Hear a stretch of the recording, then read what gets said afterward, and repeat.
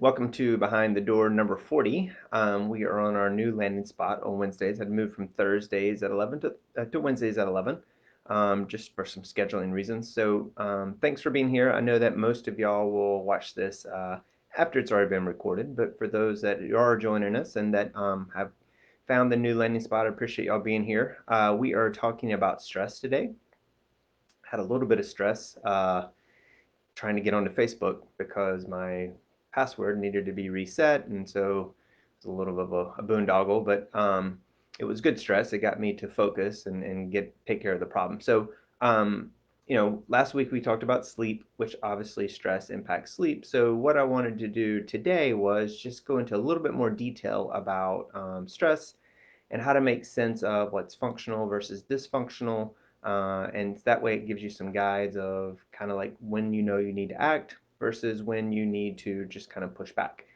Similar to what we do with some of the other stuff, whether it comes to anxiety or depression or those things that we work with on a day-to-day basis here. Sometimes stress can be a lot of different things and it can present itself in a lot of different ways in your body and in your thoughts. And sometimes that can feel like anxiety or depression. Um, Anger, but sometimes it truly is just stress. So one of the things that we try to do is just try to understand what's pushing what, and then once we figure that out, it's kind of give you an action plan for what to do with it. So stress is interesting because sometimes it can be genetic, sometimes it's an environment, sometimes it's your situation, sometimes it's your personality. Take Alex Hanold, the guy that climbed El Capitan, free solo. Hopefully you'll watch that movie. It's a great movie and it just shows you the differences in people's stress state, and how someone like that can just manage that, and some of that's genetic, and some of that was his environment, and some of that was, just the way he was raised. And so you and I can both be experienced in the same situation and respond to it differently. So our stress systems can be differently. Um, and that's not necessarily functional or dysfunctional in those moments. That's kind of for you to decide if the environment around you is dictating what you're feeling internally. And if it is, good. And if it's not, then maybe it's something that you want to address. Um, Two big things happen when we feel stressed, just from a physiological standpoint. We've talked some about this before in the terms of what anxiety can do to you, and anger too, to some extent. But two big things happen, and they happen for really good reasons. The first thing that happens is that your big systems come online. There's a lot of signaling that goes on. It's kind of right here in the middle part of your chest.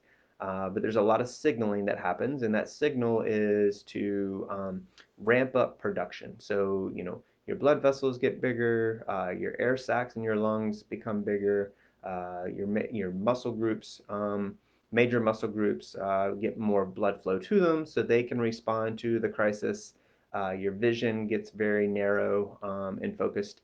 And so, in stressful states, that can be good because maybe you need to do something hard. Maybe you do something that's hard cognitively. Maybe you've been procrastinating and now the deadline's here, and so you need all these things to kind of come together, to be able to deal with this situation. And then the most obvious things are if there's something happening around you that isn't a very threatening thing, you want that stressful state to cause those systems to come online so you can deal with the threat. The other thing that happens is, we'll call them luxury systems. They go offline.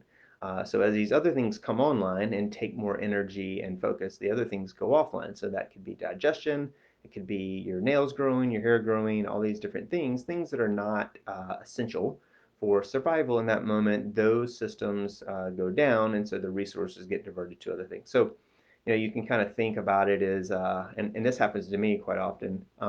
When I go on vacation, I just notice how much my fingernails grow, just because of that stress is diminished. Another thing that you may notice too is when you go from, let's say, work, or maybe you're doing school, or just kind of in the flow of doing these things on a daily basis and getting stressed from it, and then you take a break, whether that's vacation or it's a holiday or whatever the case may be.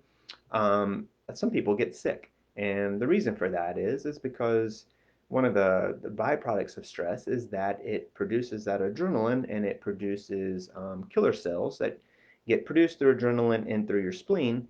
And so those little cells are the things that are going there and fighting infection and viruses and bacteria and all those things that kind of come into contact with us.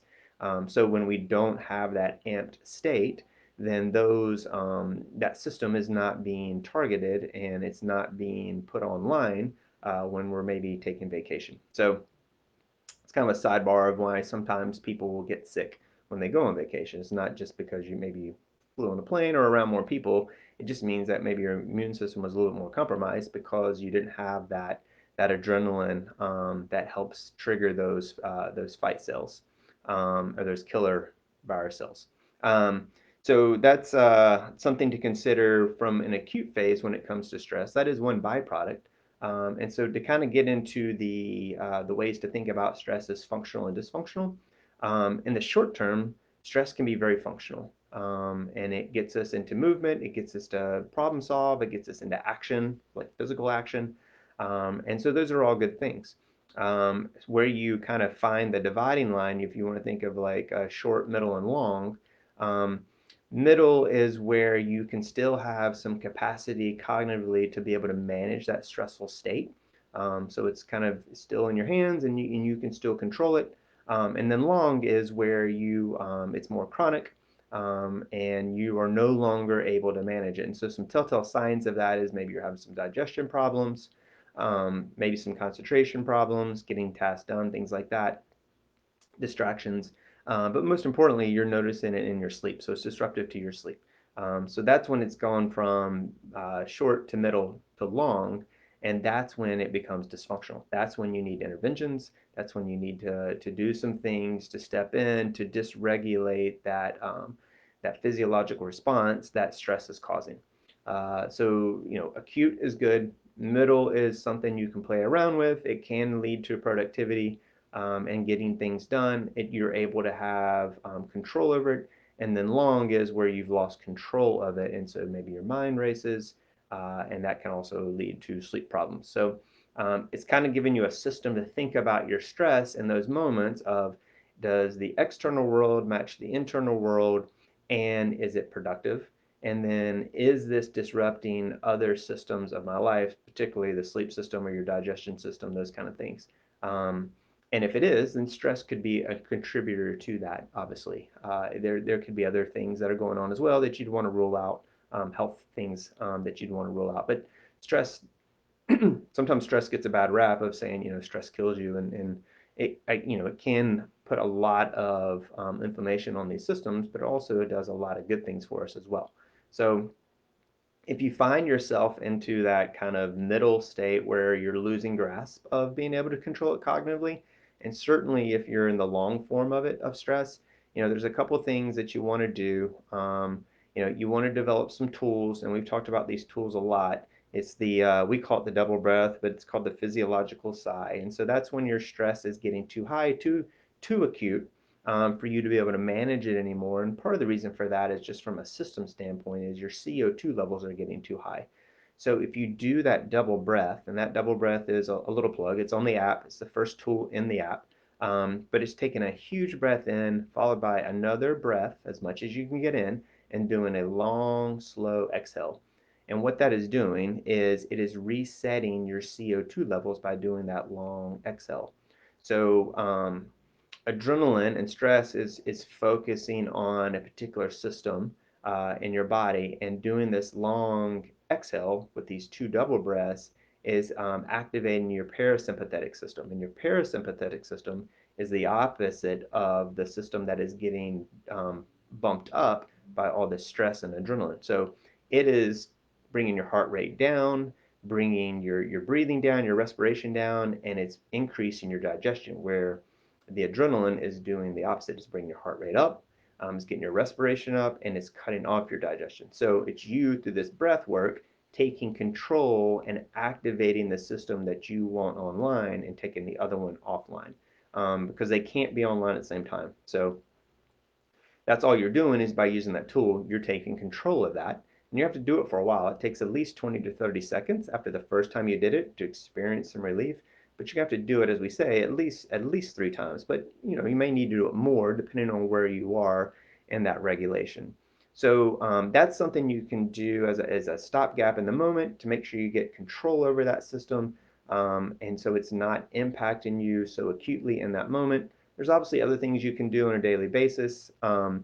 Exercise is a big one, but the biggest one that you can do that helps really mitigate, and I know this has been hard during COVID over the last year, but is having socialization. Socialization is a nice buffer against that long-term chronic stress because we get serotonin, another molecule that we get, and a neurochemical that we get. And so when we have social connection, we feel these moments of laughter, of bonding, of people caring for us, that has the ability to reduce that long-term impact that you may be experiencing from stress. And so as much as you can, you want to do that in person. You want to do that face to face in a group. And hopefully with the way COVID's going and the vaccines and things like that, we're going to be able to get more back to more of that, especially with our kids going back to school. I think you're going to see some improvements along those lines. So it's really important that you do the social gathering around people that you want to be around. Um, and to help mitigate, like I said, help mitigate some of that chronic stress long if you're in the long-term phase of stress. So you can do the double breath in that short term to get things down. Make sure you're doing things with people that you enjoy being around, exercise. All these things help your systems be able to buffer some of the stress if it's into that longer term dysfunctional phase of stress. So think about the system, where you're at. Is this functional or dysfunctional? Use the system to decide if it's functional or dysfunctional. And if it's dysfunctional, intervene. Don't feel powerless to it, but intervene by using some of these tools that we've just described.